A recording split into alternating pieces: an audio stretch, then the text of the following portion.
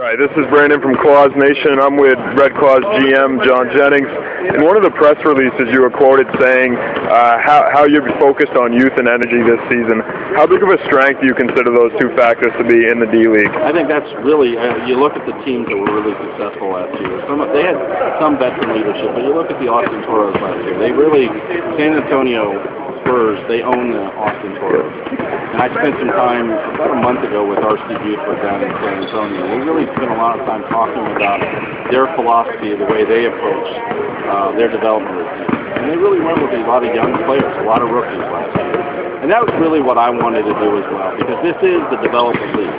We really want to develop players. And so this year, as opposed to last year, we have a ton of guys who were rookies and first, second-year players. Yep. Well, when you're talking about the D-League, there's two things you're mostly focused on. One is winning games.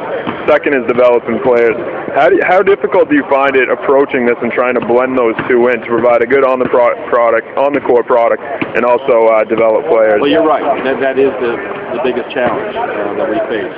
But honestly, the way we're structured as an organization, the development side is more important than the wins and losses. Now, I'm a very competitive human being. I want to win.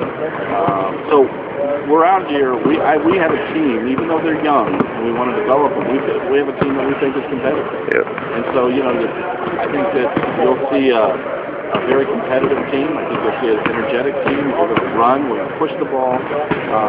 So I think that the coaching in this league is the most difficult in all of basketball. Austin does a fantastic job for juggling a roster that could be changing at any moment with call-ups or whatever. The travel and everything else. So, but it's basketball.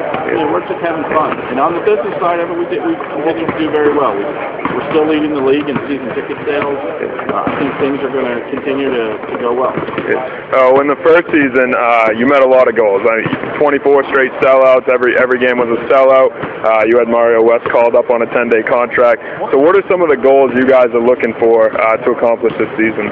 Well, we want to continue to do well on the business side. The economy is difficult for everyone. And in terms of selling out every game, I'm not sure that that's going to be something we're going to be able to do this year. But certainly the numbers are showing that we're doing better than what we even expected. On the basketball side, we're going to be the most scouted NBA development league team probably in the entire league. We have several players in that team that are call-up players. Steph Ladson, Mario West, Magnum Roll, Paul Harris, Jamar Smith. You go down our roster, there are a ton of players that NBA teams are going to be seriously looking at. And quite frankly, they're already looking at. Yep. I've received several calls already on Magnum Roll.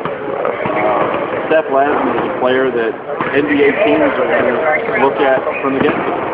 So I think that this is, that's what we're here for. We have a banner up on the wall. It celebrates our call-ups. Mario West being up there is our call-up. We hope to fill that banner up this year with call-ups. Yep.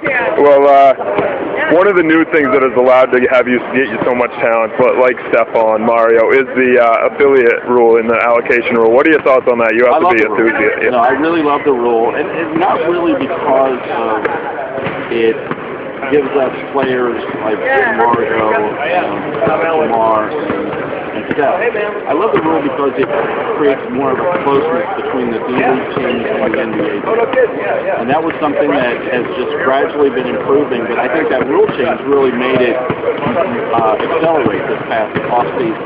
NBA teams now are looking at this and saying, geez, we could put a player, bring a player to training camp, cut him, and then we can go directly to our D-League affiliate, and we can keep track of it. Yes. Closer than. So I think that was something that really improved the league. It's a terrific rule change. Well, I am glad you mentioned that, because something I've been thinking about and writing about is the potential for the D-League to start turning into like the MLB's farm system, where a player, say Kendrick Perkins, he's recovering from major surgery, where he could come here and play a game. Would you be for that?